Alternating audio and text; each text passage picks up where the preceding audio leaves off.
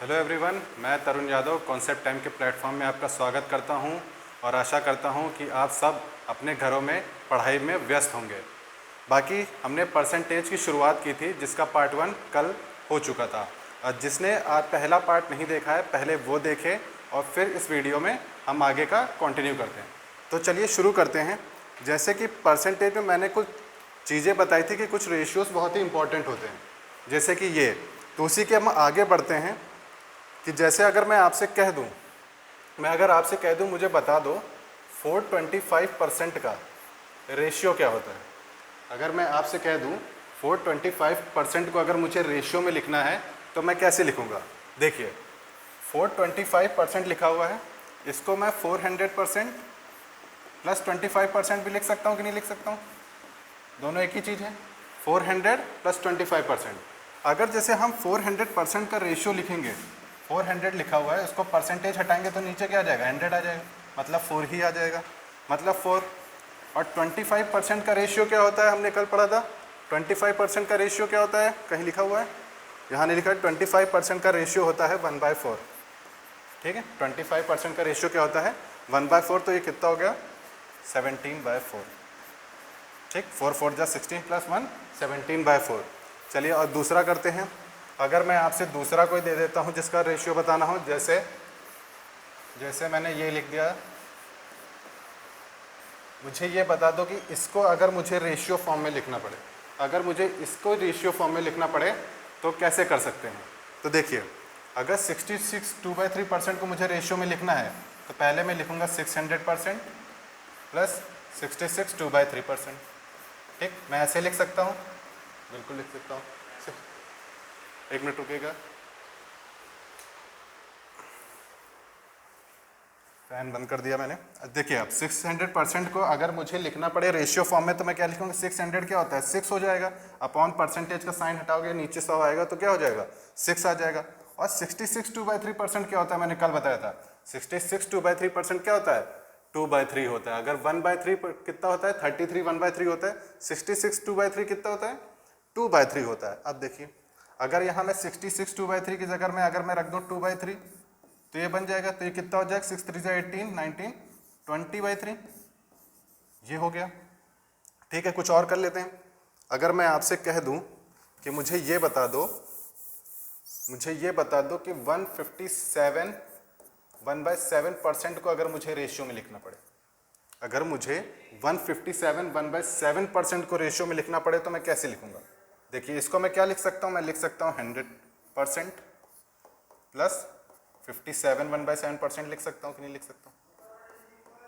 ठीक, मैं इसको ऐसे लिख सकता हूं। ये कितना होगा, अगर मुझे 100% को रेशियो फॉर्म में लिखना पड़ेगा तो मैं सीधे 1 लिखूंगा। और 57 1/7% कितना होता है, मैंने कल बताया था शायद। 57 1/7% कितना होता है, ये होता है 4/7। 57 1/7 कितना परसेंट होता है, 4/7। तो देखिए 7 1 4 11/7। ठीक है, तो ये देखिए जो थोड़े बहुत कॉम्प्लेक्स बड़े बड़े भी रहते हैं, अगर हम उसको तोड़ लें तो उसको हम लोग रेशियो फॉर्म में भी लिख सकते हैं। पर अगर जैसे कि बात हो जाए कि मुझे ये तो परसेंटेज टू रेशियो में लिखना था, अगर मैं ये कहूँ, अगर मैं कहता हूँ कि मुझे अब बताओ, आगे बढ़ जा, कि मुझे बता दो 15/7 को, 15/7 ही ले लेते हैं, हाँ 15/7 को मुझे परसेंटेज फॉर्म में लिखना है। क्या 15/7 को मुझे अगर परसेंटेज फॉर्म में लिखना है तो मैं कैसे लिखूंगा। देखिए मैं इसको क्या लिख सकता हूँ, 7 2 14 प्लस 1/7 लिख सकता हूँ कि नहीं लिख सकता। ठीक है, ये मैं ऐसे लिख सकता हूँ, ये सेम ही है कि 15/7 लिखा है, ये 7 2 14 एक 15 15/7 ही आ जाएगा। ठीक, मुझे अब इसको परसेंटेज फॉर्म में लिखना है। परसेंटेज फॉर्म में लिखना है तो देखिए दो किसका होता है, अगर इसको परसेंटेज फॉर्म में बदलना पड़ेगा तो मैं कैसे लिखूंगा, इंटू 100, ये कितना हो जाएगा 200%। ये कल आपने सीखा नहीं है। ठीक, तो यहाँ पे कितना आ जाएगा 200%। प्लस अगर मैं कह दूँ 1/7% कितना होता है, 1/7% कितना होता है, वो हमने कल पढ़ा था, वो कितना होता है 14 2/7। वो कितना होता है 14 2/7% होता है। तो यहाँ पे मैं कितना लिख दूंगा, 14 2/7%। ठीक, ये हो गया। अगर मुझे इसको जोड़ के लिखना पड़ेगा तो मैं कैसे लिखूंगा, 214 2/7%। ये चीज़ समझ में आई होगी। चलिए एक देखिए एडिशन वाला हो गया, ठीक, एक एडिशन वाला चलिए और ले लेते हैं। जैसे मैं लिख देता हूँ, जैसे मैंने अभी 17/4 वाला लिया था शायद, 17/4 को अगर मुझे परसेंटेज के फॉर्म में लिखना है तो मैं इसको कैसे लिखूंगा, 4 4 + 16 + 1/4 ऐसे लिख सकता हूँ कि नहीं लिख सकता हूँ। 4 को मैं क्या लिख दूंगा, 4 को मैं लिख दूंगा 400%। अगर मैं रेशियो फॉर्म में लिखा हुआ 4 को अगर मैं परसेंटेज फॉर्म में लिखना चाहूँगा तो नीचे तो कुछ नहीं 100 से मल्टीप्लाई करूँगा, वो परसेंटेज फॉर्म में आ जाएगा, क्या हो जाएगा 400%, वो 400% हो जाएगा। और 1/4 कितना होता है, 1/4 होता है 25%, ठीक, तो वो हो गया 25%। तो ये जोड़ के अगर मैं लिखूंगा तो कितना हो जाएगा 425%। ये चीज़ समझ में आई, ठीक है। अब मैं दूसरी की बात करता हूँ कि देखिए ये तो यहाँ पे एडिशन हो रहा है। अब मैं दूसरे पे आता हूँ कि अगर मैंने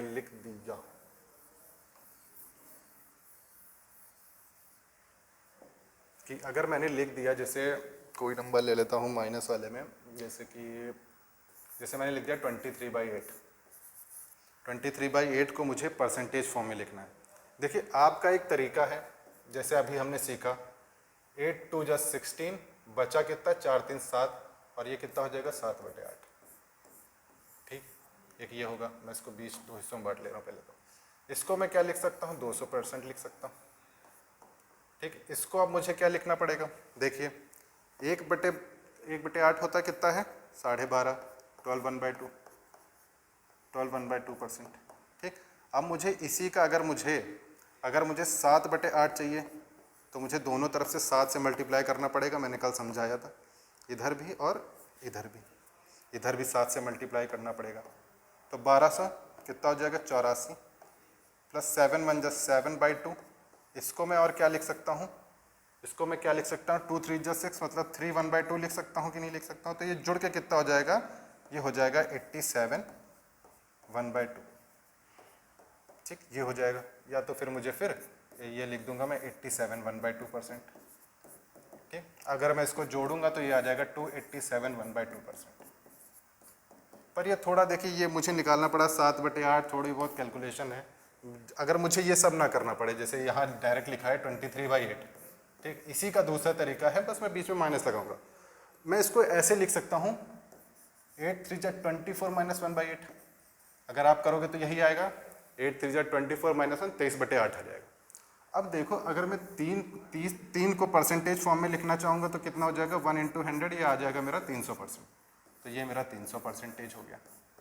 और 1/8 तो आप सबको मालूम पड़ी ज़्यादा ही हो गया होगा, 12.5% या 12.5% होता है, ठीक। अब मुझे इसमें और मिक्स्ड फ्रैक्शन में माइनस करना है। तो देखिए इसको माइनस करने का तरीका क्या है, यहाँ 300 है, यहाँ 12 है। ये सिर्फ मैं इस पार्ट की बात कर रहा हूँ, अगर मैं थोड़ा हाईलाइट कर दे रहा हूँ, अगर मैं सिर्फ इस पार्ट की बात कर रहा हूँ 12 की, तो जितना 12 है जहाँ भी जो भी नंबर होगा उससे एक ज़्यादा माइनस करना है। मतलब मुझे यहाँ पे 12 है तो मुझे कितना माइनस करना पड़ेगा, मुझे 13 माइनस करना पड़ेगा। तो अगर मैं 13 माइनस करूँगा तो कितना आ जाएगा, 300 में 13 माइनस करूँगा मेरा आ जाएगा 287। और फिर इन दोनों का अंतर 2 और 1 जितना 1/2 है, इन दोनों का अंतर कितना है, एक ही है, तो इसमें तो कुछ सोचना ही नहीं था। तो ये मेरा कितना आ गया 287 1/2%, ठीक है। अगर मैं करता हूँ, मैं चलिए एक और ले लेता हूँ, कोई समझाने के लिए कोई परसेंटेज और ले लेता हूँ।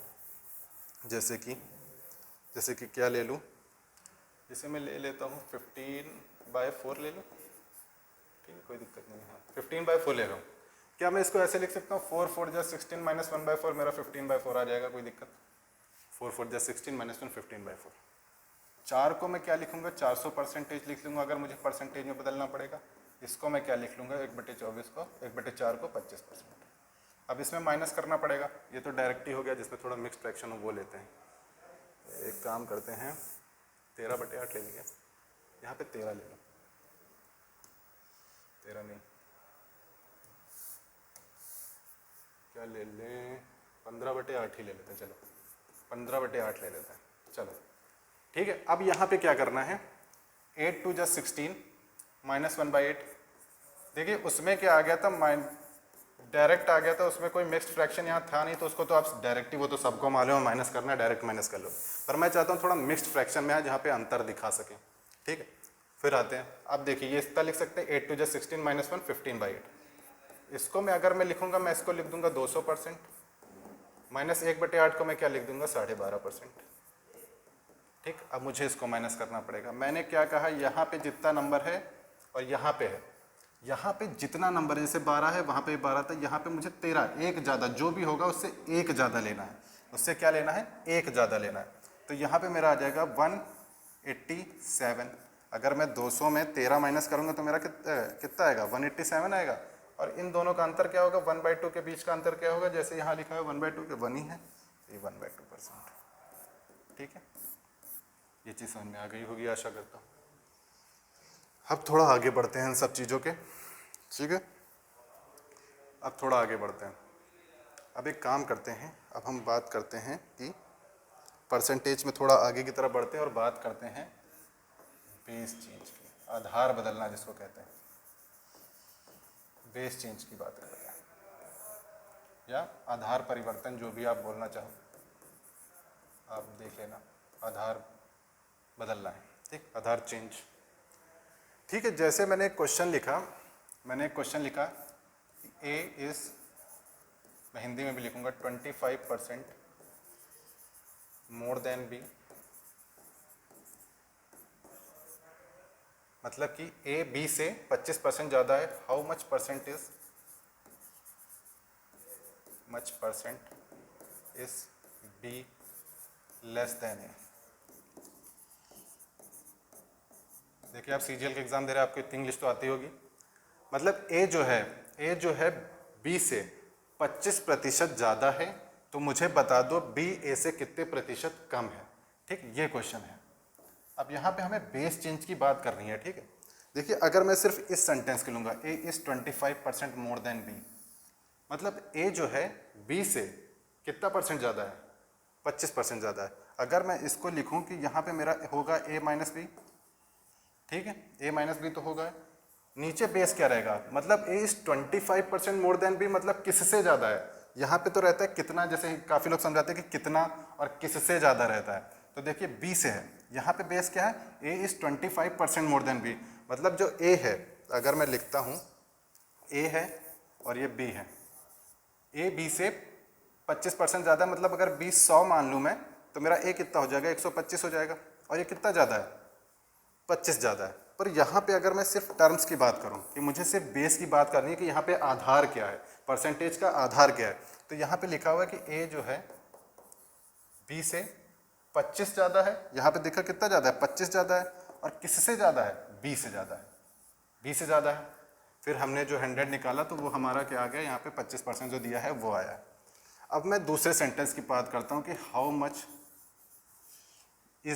Much percent is B less than A, मतलब बी ए से कितना कम है।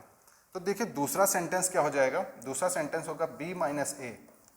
अब मुझे निकालना है बी ए से कितना कम है। पहले क्या था, ए जो है बी से 25% ज़्यादा है, तो बेस में मेरा क्या आ गया था, बी।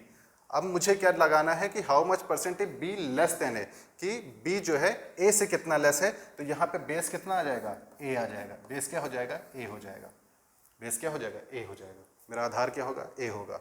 यहाँ पे बोल रहा है कि A is 25% more than B, मतलब जो ए है वो बी से 25% ज़्यादा है, मतलब यहाँ पे अगर 100 है तो 25 है, और बेस क्या होगा, बेस क्या होगा, यहाँ पे बी होगा, क्योंकि ए जो है वो बी से 25% ज़्यादा है, तो बी क्या होगा, बेस हुआ। और मुझे दूसरे सेंटेंस में पूछ रहा है how much percentage B less than A, कि मतलब जो बी है वो ए से कितना कम है, किससे कम है, ए से कितना कम है, तो हमारा बेस में क्या आ जाएगा, ए आ जाएगा, ठीक है। अब चलिए मैं इसको बताता हूँ कैसे करना है आगे, ठीक। ये हुआ, जैसे अगर मैं इस क्वेश्चन की बात करता हूँ सिर्फ, तो देखिए ये लिखा हुआ है ए और बी लिखा हुआ है। अब लिखा है कि ए इस 25% मोर देन बी, मतलब बी को अगर मैं 100 मान लूँ तो मेरा ए कितना हो जाएगा, 25 हो जाएगा, क्योंकि 100 का 25% कितना ही होगा, 25% ऑफ 100 कितना होगा, 25 ही होगा, ठीक, 25 ही होगा, ठीक। तो ये हो गया 125, 25% ज़्यादा है तो ये कितना हो जाएगा, 125, रुकिए माइक लगा लूँ, ठीक। अब पूछ रहा है how much percent is B less than A, तो देखो अब क्या है कि बताना है कि बी ए से कितना कम है। तो पहली बात 25 कम है, 25 कम है कि नहीं है, 25 कम है और किससे कम है, ए से कम है। ए भी कितना है 125 है, इंटू 100 करोगे तो आप परसेंटेज निकाल लोगे। ठीक, तो ये कितना हो जाएगा 5 इंटू 2, तो ये कितना हो जाएगा 20%। ठीक, ये तो आपने कर लिया। ठीक, ये सबको आता है, सबने कर लिया, पर मैं इसमें कुछ अच्छा बताता हूँ, आपके ज्ञान में थोड़ी वृद्धि करता हूँ। ठीक है, यहाँ पे मैं क्या बताने जा रहा हूँ, मैं यहाँ पे एक चीज़ बताने जा रहा हूँ, एक्स वाई रूल जैसी चीज़ जो आपको जाननी चाहिए। जैसे कि यहाँ पे लिखा हुआ है कि ए, इसको मैं कहूँगा एक्स वाई रूल जो बताने जा रहा हूँ मैं, एक्स वाई रूल।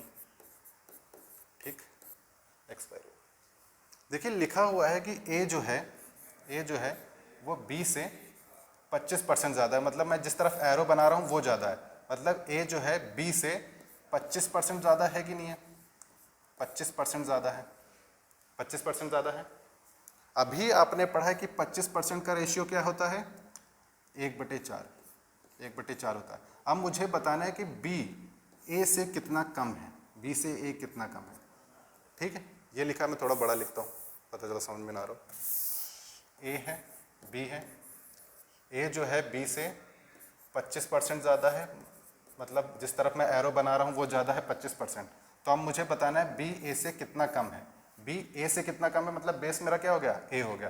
तो 25% का रेशियो क्या होता है, 1/4 होता है। ठीक, 1/4 होता है। अब मैं इस पे आ रहा हूँ, तो देखिए प्लस यहाँ पे है, जाहिर सी बात है अगर ए ज़्यादा है तो बी कम होगा, तो यहाँ पे माइनस आ जाएगा। ऊपर वाले को टच मैं नहीं करूँगा, जैसे 1/4 लिखा हुआ है तो मैं ऊपर वाले को टच नहीं करूँगा, वो एज इट इज़ लिखा रहेगा, एज इट इज़ लिखा रहेगा, मतलब जैसा है वैसा ही ए लिखा रहेगा। यहाँ पे देखना, जब 25% ज़्यादा है मतलब प्लस 1/4 है, तो प्लस 1 4 + 1 कितना हो जाएगा 5, तो ए आ जाएगा 5 इंटू 100 करोगे तो 20%। वैसे भी आप लोगों को पता है कि 1/5 कितना होता है, 20% होता है। मैं इसका और एग्जांपल देता हूँ। अगर मैं कहता हूँ कि ए जो है बी से, मैं कुछ भी ले लेता हूँ, अगर मैं कहता हूँ कि ए जो है बी से 40% ज़्यादा है, अगर मैं कह देता हूँ कि ए जो है बी से कितना है 40% ज़्यादा है, तो बता दो ए बी से कितना कम है। कि देखो पहले आप अगर करोगे तो कहोगे ए जो है 40% ज़्यादा है, तो अगर मैं बी को 100 मानूंगा तो ये 140 हो जाएगा। और कितना ज़्यादा है, 40 ज़्यादा है, किससे ज़्यादा है, 140 से। इंटू 100 निकालोगे, आंसर लाओगे। ठीक है, कोई दिक्कत नहीं, मुझे इसमें कोई प्रॉब्लम नहीं। आप निकालना चाहो तो निकाल लो, इसको ऐसे भी कर सकते हो। तो 4 2 7 14, 2/7 आ जाएगा, कितना आ जाएगा 28, 4/7% आ जाएगा। ठीक है, ये ठीक है, कर लोगे, कोई दिक्कत नहीं। पर अगर मैं कहूँ एक्स वाई रूल की बात करता हूँ, एक्स वाई रूल की बात अगर मैं करता हूँ तो क्या है, ए जो है बी से कितना ज़्यादा है, 40% ज़्यादा है, 40% ज़्यादा है। 40% का रेशियो क्या होता है, 40% का रेशियो क्या होता है, ये होता है 2/5। अगर 20% का रेशियो कितना होता है 1/5, तो 40% का रेशियो कितना हो, इधर भी 2 से मल्टीप्लाई कर रहा है, इधर से भी 2 से मल्टीप्लाई कर रहा है, तो कितना आ गया 2/5। तो मतलब ये प्लस 40% है, तो मतलब प्लस 2/5 है। तो अब मुझे बताना है कि बी ए से कितना कम है, बी ए से कितना कम है। यहाँ पे क्या लिखा है, प्लस 2/5 लिखा हुआ है। ठीक है, पहली बात, अगर ए बी से ज़्यादा है तो जाहिर बात है कि बी जो है ए से कम होगा, तो मैं यहाँ माइनस साइन लगाऊंगा, यहाँ प्लस है यहाँ माइनस लगेगा। ऊपर वाले को टच में नहीं करूँगा, वो आ गया 2। नीचे 5 + 2 कितना हो जाएगा 7। देखिए 2/7 आप कितना होता है 14, 2/7%, सॉरी ये हो जाएगा 28, 4/7%। ठीक, देखिए आपको इतनी ये कैलकुलेशन नहीं करनी पड़ी, आपको ये आप मन में कर सकते हो कि 40% कितना होता है 2/5 होता है, तो इस चुपचाप यहाँ माइनस लगेगा, ऊपर वाले को मैं टच नहीं कर सकता। 5 + 2 कितना हो गया 7। ठीक है, मैं कुछ और एग्जांपल लेता हूँ, चलिए। कि अब मुझे बता दो कि अगर ए बी से 10% ज़्यादा है, तो बता दो बी ए से कितना कम है। ए अगर बी से 10% ज़्यादा है, तो बता दो बी ए से कितना कम है। देखिए अभी यहाँ क्या ए बी रूल लगा रहा हूँ मैं, एक्स वाई रूल लगाऊंगा, तो ये होता है 1/10। 10% का रेशियो क्या होता है, 10% का रेशियो क्या होता है 1/10 होता है कि नहीं होता है। अब मुझे बताना है कि बी जो है ए से कितना कम है। देखो पॉजिटिव है तो यहाँ नेगेटिव आ जाएगा, माइनस आएगा, माइनस आएगा। ऊपर वाले को मैं टच नहीं करूँगा। 10 + 1 11 कितना हो गया, ये कितना होता है 9 1/11% होता है कि नहीं होता है। ठीक, अगर आप इसको सिंपल मेथड से करोगे, देखो वही चीज़ है। अगर ए बी से 10% ज़्यादा है तो मतलब ये 100 होगा, तो ये कितना हो जाएगा 110 होगा। तो ये कितना ज़्यादा है, 10 ज़्यादा है, किससे ज़्यादा है 110 से ज़्यादा है, इंटू 100 करोगे वही चीज़ आएगी, कोई दिक्कत नहीं। ठीक, ये तो हो गया 11/1/9%। ठीक ठीक है, ये चीज़ समझ में आई। पर आप कहोगे कि देखो ये सब तो हमें पहले से आता था, ये इतना कठिन भी नहीं है, तो ये बताने की ज़रूरत क्या है। ठीक है, ये बताने की ज़रूरत क्या है, मैं ये बताता हूँ कि आपने परसेंटेज में बहुत सारे क्वेश्चन देखे होंगे प्राइस और कंजम्पशन को लेके, खपत को लेके। जब मैं वो क्वेश्चन कराऊंगा तो मैं आपको इसका रोल बहुत ही अच्छे से बताऊंगा। अब मैं आगे बढ़ता हूँ चीज़ों के। अब मैं बात करता हूँ परसेंटेज में तीन जो हमारे पास रहते हैं, तीन स्ट्रक्चर रहते हैं परसेंटेज में, जिससे स्ट्रक्चर पूरा परसेंटेज जिस पे बेस रहता है। ठीक, जिस पे पूरा परसेंटेज हमारा आधारित रहता है, इसी पे क्वेश्चन घुमाए जाते हैं और हम लोग घूमते जाते हैं। पहला देखिए, जब मुझे इनिशियल वैल्यू दी रहेगी, मतलब इनिशियल वैल्यू मुझे प्रारंभिक वैल्यू दी रहेगी, मैं इनिशियल को वैल्यू को लिख रहा हूँ आई बी, मतलब प्रारंभिक वैल्यू दी रहेगी, मतलब मैं गिवन लिख दे रहा हूँ यहाँ पे, दी रहेगी। और मुझे फाइनल वैल्यू भी दी रहेगी, फाइनल वैल्यू भी गिवन रहेगी, मतलब दी रहेगी। और मुझे पूछ लेगा कि परसेंटेज चेंज बता दो, परसेंटेज चेंज निकालने को बोल देगा। ठीक, एग्जाम्पल में बताता हूँ कैसे, क्या बोलना चाह रहा हूँ। अगर मुझे बोल दे रहा है कि कोई वैल्यू 60 दी है, 60 दी है और वो 50% से बढ़ जा रही है, अगर वो 50% से बढ़ जा रही है तो आगे जाके कितनी हो जाएगी, तो मुझे ये बता दो। छोड़ो, ये छोड़ो, अगर कोई वैल्यू है 60, ठीक, अगर कोई वैल्यू है 60 और वो जाके 90 हो जा रही है, मतलब ये दोनों गियर रहेगा ना कि इनिशियल वैल्यू भी दी रहेगी और फाइनल वैल्यू भी दी रहेगी। आपसे पूछ लेगा बताओ कि कितना परसेंटेज चेंज आया है, कितना प्रतिशत बदलाव आया है। तो कितना आया, देखो यहाँ पे 30 का आया है कि नहीं आया, 30 का आया है। किससे आया, 60 से 90 हो गया, तो देखो कितना हो गया 3/2 इंटू 100 करोगे परसेंटेज निकालने के, तो ये कितना हो जाएगा 50%। मतलब जो आपको निकालना है वो कितना आ जाएगा मेरा 50% आ जाएगा। ठीक, ये मेरा पहला स्ट्रक्चर हुआ कि मतलब मुझे इनिशियल वैल्यू भी दी रहेगी, प्रारंभिक वैल्यू भी दी रहेगी और आखिरी में भी वैल्यू दी रहेगी, और मुझे पूछ लेगा कि बताओ प्रतिशत बदलाव या परसेंटेज चेंज कितना आया। अब दूसरे स्ट्रक्चर की बात अगर मैं करता हूँ, अगर मैं दूसरे स्ट्रक्चर की बात करता हूँ कि मुझे देखिए इनिशियल वैल्यू जो है गिवन रहेगी, मतलब दी रहेगी, इनिशियल वैल्यू प्रारंभिक संख्या जो होगी मुझे दी रहेगी, और मुझे परसेंटेज चेंज भी दिया रहेगा, परसेंटेज चेंज या प्रारंभिक बदलाव जो भी है वो दिया रहेगा, और मुझे फाइनल वैल्यू निकालने को बोल देगा, जो आखिरी में वैल्यू आएगी वो निकालने को बोल देगा। मैं एग्जांपल के थ्रू समझाता हूँ। मैं वही एग्जांपल ले लेता हूँ जो मैंने पहले समझाया था कि अगर कोई वैल्यू 60 दी है और मैं कह रहा हूँ कि वो 50% से बढ़ गई है, वो 50% से बढ़ गई है, 50% से बढ़ गई है मतलब 1/2 बढ़ गई है। 50% का रेशियो क्या होता है, 1/2 होता है। 60 का अगर मैं 1/2 निकालूंगा तो कितना आ गया 30 आ गया, मतलब इसमें क्या कितना बढ़ गया प्लस 30 बढ़ गया है, तो कितना हो जाएगा 60 में 30 ऐड होगा वो हो जाएगा 90। ठीक, तो आपने ये वैल्यू निकाल ली। अब जो तीसरा स्ट्रक्चर होता है जो सबसे इम्पॉर्टेंट स्ट्रक्चर होता है और वो ज़्यादातर एग्ज़ामों में पूछा जाता है, वो ज़्यादातर प्रॉफिट एंड लॉस पूरा उसी पे लगभग बेस है, परसेंटेज में भी उसका काफ़ी रोल है। मैं तीसरे स्ट्रक्चर की बात करता हूँ। मैं तीसरे स्ट्रक्चर में ये होगा कि मुझे इनिशियल वैल्यू जो है, इनिशियल वैल्यू जो है वो निकालनी पड़ेगी, मुझे परसेंटेज चेंज दिया रहेगा, परसेंटेज चेंज दिया रहेगा, परसेंटेज चेंज मुझे दिया रहेगा, और मुझे फाइनल वैल्यू जो आखिरी में वैल्यू आएगी वो भी गिवन रहेगी, ये भी गिवन रहेगा। मुझे निकालना क्या होगा, मुझे इनिशियल वैल्यू निकालनी है। जैसे कि कोई वैल्यू है, मान लो यहाँ पे x थी, वो जो है कितना लिया था मैंने 50% से बढ़ गई है और हो गई है 90, तो मुझे बता दो कि इनिशियल जो वैल्यू जो शुरुआत में x की वैल्यू निकाल दो, फाइंड x निकालो। ठीक, ये तीसरा स्ट्रक्चर होता है, लगभग यही यहाँ पे CP हो जाता है, प्रॉफिट एंड लॉस, तो ये पूरा इसी में बेच होता है। ये स्ट्रक्चर बहुत ही इंपॉर्टेंट है, इसके लिए हम लोग अलग से बात भी करेंगे, कुछ टूल्स देंगे जिससे कि ये कैलकुलेशन बहुत ही आसान होगी। देखिए अब क्या है, x जो है, ठीक है, x जो है 50% बढ़ गया है तो 90 हो गया। देखो पहली चीज़, अगर 50% का रेशियो कितना होता है, कितना होता है 1/2। अगर कोई वैल्यू है 1/2 बढ़ गई, मतलब पहले अगर 2 थी, 2 का 50% कितना हो गया 1, तो मतलब 3/2 हो गई है। ठीक, और कितनी हो गई है 90 हो गई है, तो ये कितना हो गया x कितना आ गया 60। तो मेरी इनिशियल वैल्यू कितनी आ गई, x की वैल्यू कितनी आ गई 60। ठीक, ये तो रहा ठीक है। फिर मैंने कहा सर ये अगर ऐसे ही कर रहा है तो हमने एक्स वाई रूल क्यों सीखा। देखिए अब एक्स वाई रूल का काम देखिएगा कि मुझे देखिए एक्स जो है 50% से ज़्यादा है, इस साइड जा रहा है। अगर मुझे अपोजिट साइड आना है तो मेरा एक्स वाई रूल काम कर जाएगा। देखिए 50% का क्या होता है 1/2 होता है कि नहीं, 50% बढ़ गया है, ठीक है बढ़ गया है। तो इधर जब घटेगा ना तो देखिए पॉजिटिव है तो यहाँ निगेटिव हो जाएगा, ऊपर वाले को मैं टच नहीं करता। 2 + 1 3, ठीक, इसमें -1/3 करना है।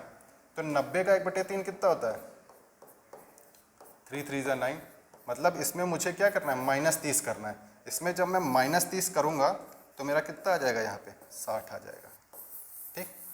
एक देखिए इस क्वेश्चन को, ये मेथड आपको बहुत ही ज़्यादा कैलकुलेशन आपकी आसान करेगा। आप देखते जाइएगा जैसे जैसे मैं क्वेश्चन कराऊंगा तो वो बहुत ही आसान होता जाएगा, ठीक है। ये स्ट्रक्चर में मास्टरी करना ही है आपको। इसके लिए मुझे कुछ मल्टीप्लाइंग फैक्टर भी बताने पड़ेंगे, जैसे यहाँ पे हमने कुछ यूज़ किया, उसके लिए हम थोड़ा बताते हैं। आगे बढ़ते हैं पहले कि अब मैं बात करता हूँ मल्टीप्लाइंग फैक्टर।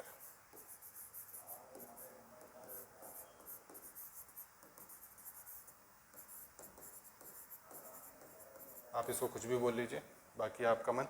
मल्टीप्लाइंग फैक्टर की बात करता हूँ कि देखिए हमने शुरुआत में कुछ रेशियोज सीखे थे, शुरुआत में कुछ रेशियोज सीखे थे जो यहाँ पे लिखे हुए हैं, ठीक, ये रहे लिखे हुए रेशियोज, ठीक है, आपने देखे थे।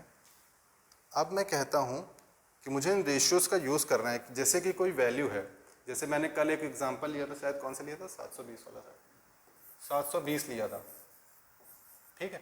वो 12.5% से बढ़ रहा था, 12.5% से बढ़ रहा था, तो बताओ कितना हो गया था यहाँ, ठीक, ये बोला था मैंने। देखिए यहाँ मल्टीप्लाइंग फैक्टर क्या आता है, मैंने बोला कि 12.5% का रेशियो क्या होता है, ये होता है 1/8। 1/8 मतलब कोई वैल्यू अगर 8 मानी है, अगर मैंने कोई वैल्यू मानी 8, तो 8 का 12.5% कितना होता है 1 होता है। मतलब अगर पहले वैल्यू 8 थी अब 9 हो गई है, तो मतलब अगर मैं इसका मल्टीप्लाइंग फैक्टर लिखूंगा तो मैं कितना लिख दूंगा, मल्टीप्लाइंग फैक्टर लिखूंगा, मतलब पहले अगर 8 थी तो अब कितना हो गई है 9 हो गई है, ठीक, 9 हो गई है। इसमें मल्टीप्लाई करना पड़ेगा। देखिए 720 × 9/8 करोगे तो कितना आ जाएगा,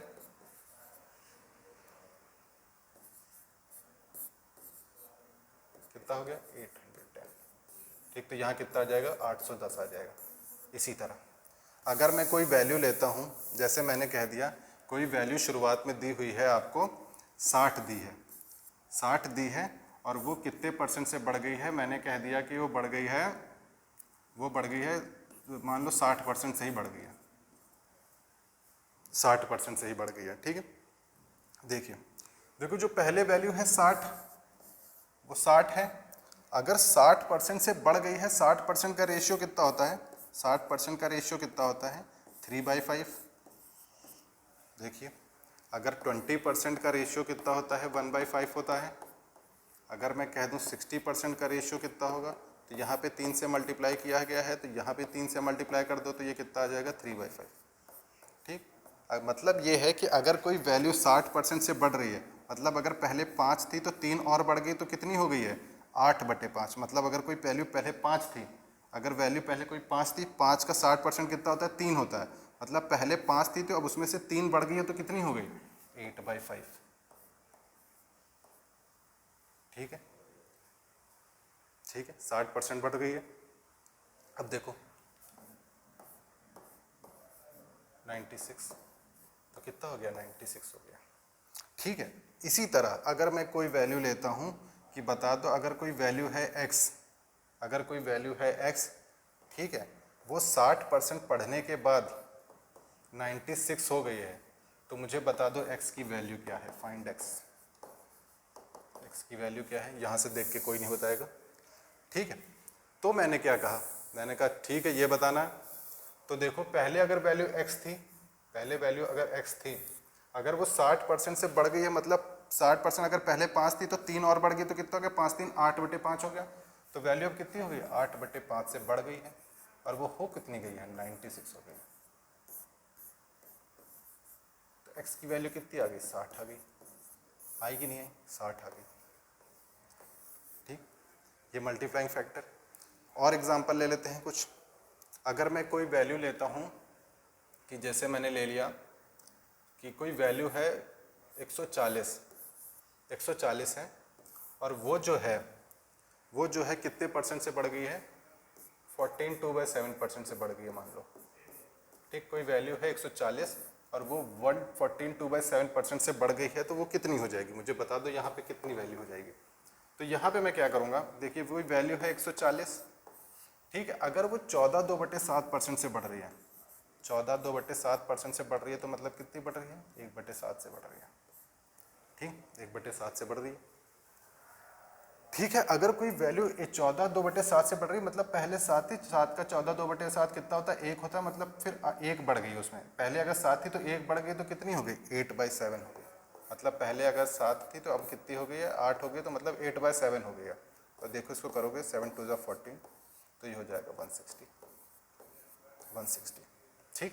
अगर मैं इसको उल्टा कर देता हूँ, अगर मैं इसको उल्टा कर देता हूँ कि कोई वैल्यू मुझे 160 दी, कोई वैल्यू 14 2/7 बढ़ने के बाद 160 हो गई है, तो बता दो x क्या है, यहाँ पे मुझे बता दो x क्या है। तो इसका क्या करोगे, कोई वैल्यू x थी, कोई वैल्यू x थी, और मैं कह दूँ 14 2/7% कितना होता है, ये होता है 1/7 होता है, इसको रेशियो फॉर्म में लिखूंगा 1/7, मतलब वैल्यू पहले कोई अगर 7 थी तो वो 14 2/7 से बढ़ गई, मतलब 1 से बढ़ गई, तो कितनी हो गई, 8/7, मतलब कोई वैल्यू x थी और वो 8/7 हो गई है। कोई वैल्यू अगर पहले 1/7 थी तो अब कितनी होगी, 8/7 होगी, और वो हो कितनी गई है, 160 हो गई है। तो यहाँ से करोगे तो 8 2 16, तो ये कितना आ गया, 140। ये चीज़ समझ में आई, ठीक, ये चीज़ समझ में आई। तो मतलब ये जो है हमारा मल्टीप्लाइंग फैक्टर जो अलग अलग सबके लिए रहेगा, तो यही रहेगा। अगर मैं जैसे कुछ बात कर लेता हूँ कि जैसे दिया हुआ है कि 1/10 हो गई है, अच्छा चलिए घटा भी लेते हैं कुछ, है ना, घटा लेते हैं कि अगर कोई वैल्यू बढ़ने के बाद इतनी हो गई है, कि अगर कोई वैल्यू मैं मान लो कि 60 है,